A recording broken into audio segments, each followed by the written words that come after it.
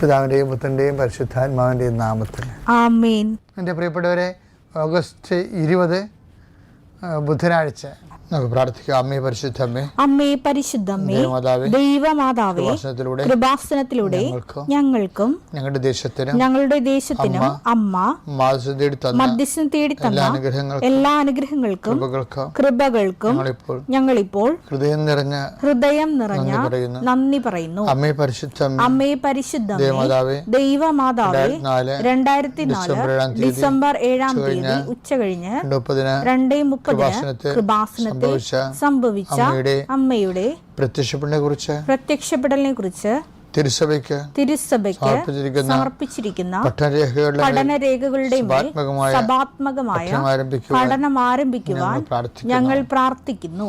അമ്മേ പരിശുദ്ധമ്മേ, അമ്മേ പരിശുദ്ധമ്മേ, ഭൂസ്വർലോകങ്ങളുടെ രാജ്ഞിയായ അങ്ങേയ്ക്ക് ഭൗമസംരക്ഷണത്തിനായി പ്രപഞ്ചപ്രകൃതിയെ തന്നെ തിരുസഭ പ്രതിഷ്ഠിക്കുവാൻ ഈ പ്രത്യക്ഷീകരണം വഴി ഇടയാക്കണമേ. പരിശുദ്ധമ്മേ, ജപമാല മാതാവേ, സകല കൃപാസനം പ്രാർത്ഥനകളോടും ചേർത്ത് ഞങ്ങളിപ്പോൾ പ്രാർത്ഥിക്കുന്ന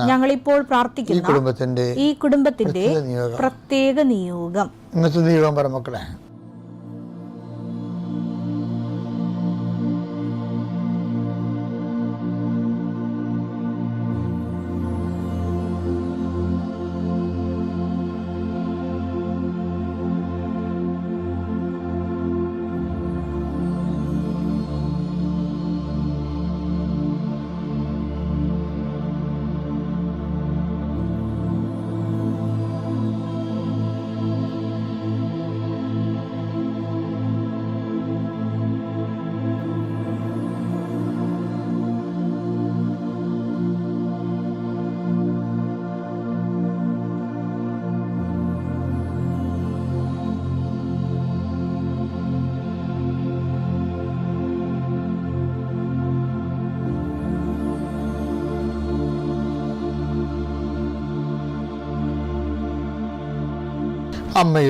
അമ്മയുടെ പ്രത്യക്ഷീകരണത്തിന്റെ ഈ അനുഗ്രഹവേളയിൽ ഞങ്ങൾക്ക് സാധിച്ചു തരുവാൻ കനിയണമേ. ആമേൻ. വിശ്വാസ പ്രമാണം. സർവശക്തനായ പിതാവും ആകാശത്തിന്റെയും ഭൂമിയുടെയും സൃഷ്ടാവുമായ ദൈവത്തിൽ ഞാൻ വിശ്വസിക്കുന്നു. അവിടുത്തെ ഏകപുത്രനും ഞങ്ങളുടെ കർത്താവുമായ ഈശോ മിശിഹായിലും ഞാൻ വിശ്വസിക്കുന്നു.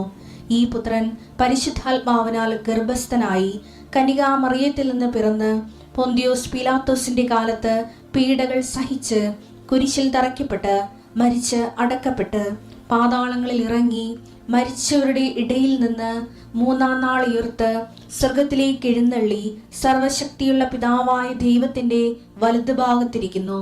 അവിടെ നിന്ന് ജീവിക്കുന്നവരെയും മരിച്ചവരെയും വിധിക്കുവാൻ വരുമെന്നും ഞാൻ വിശ്വസിക്കുന്നു. പരിശുദ്ധാത്മാവിലും ഞാൻ വിശ്വസിക്കുന്നു.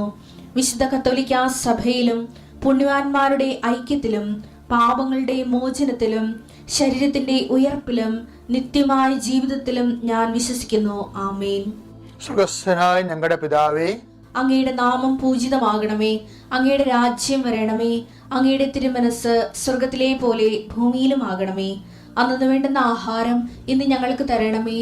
ഞങ്ങളോട് തെറ്റ് ചെയ്യുന്നവരോട് ഞങ്ങൾ ക്ഷമിക്കുന്നത് പോലെ ഞങ്ങളുടെ തെറ്റുകൾ ഞങ്ങളോടും ക്ഷമിക്കണമേ. ഞങ്ങളെ പ്രലോഭനത്തിൽ ഉൾപ്പെടുത്തരുതേ, തിന്മയിൽ ഞങ്ങൾ രക്ഷിക്കണമേ. ആമേൻ. നന്മ നിറഞ്ഞ മറിയമേ, സ്വസ്തി. കർത്താവ് അങ്ങയുടെ കൂടെ സ്ത്രീകളിൽ അങ്ങ് അനുഗ്രഹിക്കപ്പെട്ടവളാകുന്നു. അങ്ങയുടെ ഉദരത്തിൻ ഫലമായി ഈശോ അനുഗ്രഹിക്കപ്പെട്ടവനാകുന്നു. പരിശുദ്ധ മറിയമേ, തമ്പുരാന്റെ അമ്മേ, പാപികളായ ഞങ്ങൾക്ക് വേണ്ടി ഇപ്പോഴും ഞങ്ങളുടെ മരണസമയത്തും തമ്പുരാനോട് അപേക്ഷിക്കണമേ. ആമേൻ. കർത്താവ് നിന്റെ ഉന്നതമായ നാമത്തെ സ്വസ്ഥം ചെയ്യുന്നു. എൻ്റെ കർത്താവ് നിന്റെ വിശുദ്ധ പൗരോഹിത്യത്തെ മഹത്വപ്പെടുത്തണമേ. എൻ്റെ കർത്താവ് സഭയിലുള്ള സാന്നിധ്യം പ്രകടമാക്കണമേ. 39 വർഷം ഞാൻ അർപ്പിച്ച കൃപാനയുടെ യോഗ്യതയാൽ കൃപാസനത്താരെ ജീവനോടെ പ്രത്യക്ഷപ്പെട്ട പരിശുദ്ധ അമ്മയുടെ മാധ്യസ്ഥത ഇപ്പോൾ പ്രാർത്ഥിക്കുന്ന മക്കളുടെ മേൽ കർത്താവിൻ്റെ സത്യവുകട്ടെ. ഇന്നത്തെ നിങ്ങളുടെ യാത്രാമേൽ കർത്താവിൻ്റെ കൃപ ചൊരിയട്ടെ. നിങ്ങളുടെ ചിന്തകൾ, നിങ്ങളുടെ വാക്ക്, നിങ്ങൾ മറ്റുള്ളവരോട് സംസാരിക്കുന്ന സംസാരങ്ങൾ, ഇടപാടുകൾ, ഇടപഴകലുകൾ, ചർച്ചകൾ, തീരുമാനങ്ങൾ കർത്താവ് അനുഗ്രഹിക്കട്ടെ. പഠിക്കുന്ന മക്കൾ പഠനം നിന്നുപോയവർ, പഠിച്ച് തോറ്റുപോയവർ, പഠനം മടുത്തു പോയവർ, കർത്താവ് ഡിപ്രഷനിലേക്ക് പോയി കൊണ്ടിരിക്കുന്നവർ, കർത്താവിൻ്റെ ശക്തി അവരിലേക്ക് ആവശ്യിക്കട്ടെ എന്ന് പ്രാർത്ഥിക്കുന്നു. അകന്നുപോയ, പിരിഞ്ഞുപോയ ഭാര്യ ഭർത്താക്കന്മാർ, ഒരുമിച്ച് കൂടാൻ ആഗ്രഹിക്കുന്നവർ, അവർ കുടിച്ചും കൂടാൻ സാധിക്കുന്നവർ, കർത്താവ് വാശിയോ വൈരാഗ്യം കൊണ്ട് പരസ്പരം പറയാതെ അവരെല്ലാം ഐക്യപ്പെട്ട് ജീവിക്കാനുള്ള കർത്താവെ അവർക്കുള്ള ഒരു താഴ്മ കൊടുക്കണമെന്ന് പ്രാർത്ഥിക്കുന്നു. താഴ്ന്നു കൊടുക്കുന്നവൻ ദൈവത്തിൻ്റെ സന്നിധി വിജയിച്ച് നിൽക്കുന്നു എന്നുള്ള ബോധ്യത്തിൽ കൂടുതൽ ആധ്യാത്മികമുള്ളവർ കൂടുതൽ എളിമപ്പെട്ടുകൊണ്ട് ആ വിഷയത്തിന് ദൈവമഹത്വത്തിൻ്റെ തീരുമാനമെടുക്കാൻ വേണ്ടി കർത്താവ് നിന്നെ സഹായിക്കട്ടെ എന്ന് പ്രാർത്ഥിക്കുന്നു. കർത്താവെ, ക്ഷമ എന്ന വലിയ പുണ്യങ്ങളാൽ കർത്താവ് അത് പരിഹരിക്കുന്നതിന് വേണ്ടിയിട്ടുള്ള സാവകാശവും സംയമനവും സൗമനസ്യവും കർത്താവെ അങ്ങയുടെ മക്കൾക്ക് നൽകണമെന്ന് പ്രാർത്ഥിക്കുന്നു. വിവാഹം താമസിക്കുന്നവർ ആസ്വദിക്കാൻ പ്രാർത്ഥിക്കുന്നു. വിവാഹത്തിന് വേണ്ടി കർത്താവുള്ള ചുറ്റവട്ടങ്ങൾ ഒരുക്കുന്ന സമയത്ത് പ്രാർത്ഥിക്കുന്നു. പെൺമക്കളുടെ കല്യാണത്തിന് വേണ്ടി പണം കാണാതെ വിഷമിക്കുന്ന സമയത്ത് പ്രാർത്ഥിക്കുന്നു. എൻ്റെ കർത്താവിന് വിരുദ്ധമായ നാമത്തിൽ, സഭയുടെ അധികാരത്തിൽ, കുരിശിൻ്റെ അടയാളത്തിൽ, ദൈവശക്തിയാൽ ഞാൻ മക്കളെ ആശീർവദിക്കുന്നു.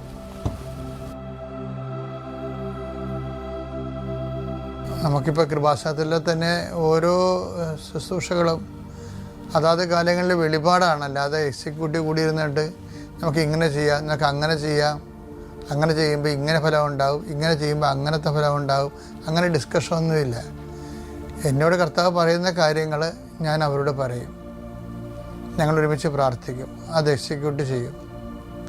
അങ്ങനെയാണ് ആദ്യം മരിയൻ ധ്യാനമായിരുന്നു നടത്തിക്കൊണ്ടിരുന്നത്. ആദ്യം കൗൺസിലിംഗ് ആയിരുന്നു, പിന്നീടത് മരിയൻ ധ്യാനമായി മാറി.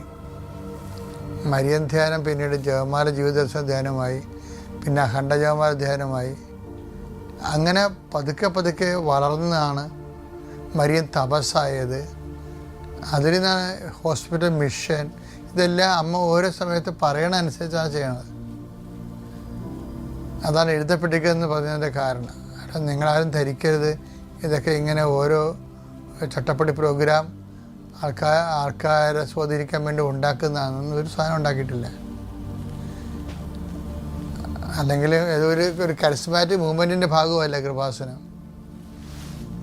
1950 തുടങ്ങിയ 75 തുടങ്ങിയ കരിസ്മാറ്റിക് മൂവ്മെൻ്റ് ഇല്ലേ, അതിൻ്റെ ഭാഗമായിട്ട് വന്നതല്ല. പക്ഷെ കേരള സഭയിൽ കവനൻ്റ് വരുമ്പോൾ അതിൻ്റെ അകത്ത് എപ്പോഴാണ് ഫീസൺ ടൈം ഭയങ്കരമായ രീതിയിൽ അടയാളപ്പെടുത്തപ്പെട്ടുപോയി. വളർച്ചാ ധ്യാനം, പ്രാരംഭ ധ്യാനം, ആന്തരികസൗഖ്യ ധ്യാനം, പ്രാർത്ഥനാനുഭവ ധ്യാനം, വരദാനങ്ങളുടെ ധ്യാനം, അങ്ങനെ 75 മുതൽ 87 തൊട്ട് 2015 വരെയുള്ള കാലഘട്ടങ്ങളിൽ ആത്മീയ വളർച്ചയുണ്ട് കേരളത്തിന്. അതിൻ്റെ അവസാനം 2016 കവനൻ്റ് വരണത്. എന്ന് വെച്ചാൽ കവനൻ്റ് എന്തിനാണ്? വാഗ്ദാനങ്ങൾ പ്രാപിക്കാൻ വേണ്ടിയാണ്. വാഗ്ദാനം എന്ന് പറയുന്നത് എന്താണ്? 2 കൊരിന്ത്യർ 1:20 വാഗ്ദാനം. എന്താണ്? സകല വാഗ്ദാനങ്ങളും യേശുക്രിസ്തുവിൽ അതേ തന്നെയാണ്. വായിച്ചേ, 2 കൊരിന്ത്യർ 1:20. ദൈവത്തിന്റെ സകല വാഗ്ദാനങ്ങളും ക്രിസ്തുവിൽ അതേ എന്ന് തന്നെ. അതുകൊണ്ട് തന്നെയാണ് ദൈവമഹത്വത്തിന് അവൻ വഴി ഞങ്ങൾ ആമേൻ പറയുന്നത്. ഈ ക്രിസ്തു ആണ് എല്ലാ വാഗ്ദാനങ്ങളുടെയും സാരസംഗ്രഹം. വാഗ്ദാനങ്ങൾ പ്രാപിക്കുക എന്ന് പറഞ്ഞു കഴിഞ്ഞാൽ 8855 വാഗ്ദാനങ്ങൾ ബൈബിളുണ്ട്. അത് മുഴുവനും ക്രിസ്തുവിൽ യേസാണ്, ആമേനാണ്. ഈ വാഗ്ദാനങ്ങൾ നമ്മൾ പ്രാപിക്കണത് എങ്ങനെയാണ്? മഹത്വത്തിന് ആമേൻ പറഞ്ഞുകൊണ്ടാണ്. എന്ന് വെച്ച് കഴിഞ്ഞാൽ അവൻ പറയണ പോലെ ചെയ്തുകൊണ്ട്. അവൻ്റെ ഓരോ വചനങ്ങളില്ലേ, യോഹന്നാൻ 2:5 അവൻ്റെ വചനങ്ങളുണ്ട്. പിരിഞ്ഞില്ല, ഒരു ഇല്ലായ്മ, അത് കൃപയില്ല. കഴിഞ്ഞ ദിവസങ്ങളിൽ ഒരു അച്ഛൻ വന്ന് എന്നോട് പറഞ്ഞു, ഞങ്ങളുടെ ഇടവക മധ്യസ്ഥൻ പള്ളിയിൽ നിന്ന് ഇറങ്ങിപ്പോയെന്ന് പറഞ്ഞു. അപ്പോൾ സങ്കടത്തോടെ അച്ഛൻ പറഞ്ഞത്, അച്ഛനോട് പറഞ്ഞത്, അച്ഛന്മാരും പറഞ്ഞതല്ലേ, അച്ഛന് ചോറ് കുടിച്ചു കൊടുക്കണ ചേച്ചി കരഞ്ഞുകൊണ്ട് വന്നിട്ടും പറഞ്ഞ്, എൻ്റെ അച്ഛൻ പള്ളിയുടെ കിടപ്പ് കണ്ട, പള്ളിയിൽ നിന്ന് നമ്മുടെ മധ്യസ്ഥൻ ഇറങ്ങിപ്പോയെന്ന് പറഞ്ഞു. അവർ പറയുകയാണ്, അവർക്ക് ആ പള്ളിയെ കണ്ടപ്പോൾ തോന്നി ഇവിടുത്തെ മധ്യസ്ഥം ഇവിടുന്ന് ഇറങ്ങിപ്പോയെന്ന്.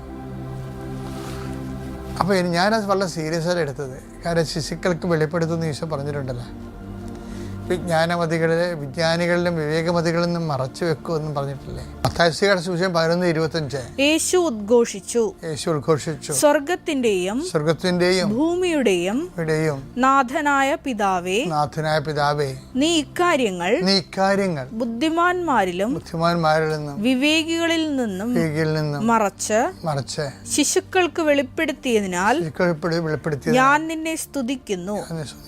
അപ്പൊ സഭയിൽ ഒത്തിരിയേറെ പഠിച്ച ഡോക്ടർമാരൊക്കെ ഉണ്ട്, പഠിക്കാത്തവരാരും സഭയിലില്ല. സെക്കുലർ വിദ്യാഭ്യാസം കഴിഞ്ഞിട്ട് ഞങ്ങളെല്ലാം സഭയുടെ വിദ്യാഭ്യാസം കഴിഞ്ഞിരിക്കുന്ന ആൾക്കാരാണ്. എല്ലാ ദിവസവും പഠിക്കുകയും ചെയ്യും. അപ്പോൾ വിജ്ഞാനികൾ ഉണ്ടാത്തതുകൊണ്ട് വിവേകമതികളുമുണ്ട്. പക്ഷേ മധ്യസ്ഥ ഇറങ്ങിപ്പോയത് ഞങ്ങളോട് ആരും പറഞ്ഞില്ല. അരിവെച്ച് ചോറ് തന്നെ ചേച്ചി പള്ളിക്കറിയപ്പോൾ ചേച്ചിയോട് പറഞ്ഞ് മധ്യസ്ഥന് ഇറങ്ങിപ്പോയി കേട്ടാ. അപ്പോൾ അവർക്ക് ഭയങ്കര സങ്കടം തോന്നി. ആ സങ്കടം അവർ കൊച്ചോട് നിന്ന് പറഞ്ഞ്, അച്ഛാ പള്ളിയിൽ നിന്ന് മധ്യസ്ഥൻ ഇറങ്ങിപ്പോയി.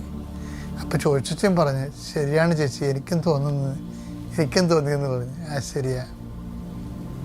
ആ കൊച്ചമ്മന്ന് എന്നോട് പറഞ്ഞു. പക്ഷേ ഇപ്പോൾ ദൈവചൈതന്യം ഇറങ്ങിപ്പോണതൊക്കെ പുതിയ കാര്യമല്ല, ബൈബിളിൽ പഴയ മൂലം ഉള്ളതാണ്.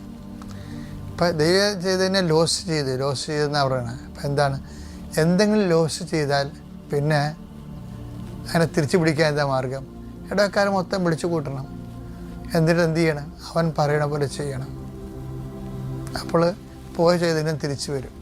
നമ്മുടെ വീട്ടിൽ നിന്ന് ചൈതന്യം പോയാൽ എന്ത് ചെയ്യും? അതും സൊല്യൂഷൻ അത്രയേ ഉള്ളൂ. വീഞ്ഞില്ല എന്ന് പറഞ്ഞാൽ കൃപയുടെ വീഞ്ഞില്ല, ചൈതന്യത്തിൻ്റെ വീഞ്ഞില്ല, സമാധാനത്തിൻ്റെ വീഞ്ഞില്ല എന്ന് പറഞ്ഞാൽ ഒറ്റ സൊല്യൂഷനേ ഉള്ളൂ, അവൻ പറയണ പോലെ ചെയ്യുക. വ്യക്തിയുടെ സമാധാനം നഷ്ടപ്പെട്ട് പറഞ്ഞാലും വ്യക്തി ചെയ്യേണ്ടത് എന്താണ്? അവൻ പറഞ്ഞതുപോലെ ചെയ്യുക. അവൻ പറഞ്ഞ പോലെ ചെയ്തോളാം എന്ന് അമ്മയുടെ മധ്യസ്ഥത്തിൽ പറയുന്നതാണ് കൃപാസനം മരിയൻ ഉടമ്പടി എന്ന് പറയുന്നത്. അത്യപൂർവ ദൈവാനുഭവങ്ങൾ ഇനി നിങ്ങൾക്കും സ്വന്തം. ഈ യൂട്യൂബ് ചാനൽ ഇതുവരെ സബ്സ്ക്രൈബ് ചെയ്തിട്ടില്ലെങ്കിൽ ഇപ്പോൾ തന്നെ സബ്സ്ക്രൈബ് ചെയ്യുക. ഈ വീഡിയോ ഇപ്പോൾ തന്നെ നിങ്ങളുടെ സുഹൃത്തുക്കൾക്ക് ഷെയർ ചെയ്തുകൊണ്ട് കർത്താവിന്റെ പ്രേക്ഷിതരാകുക.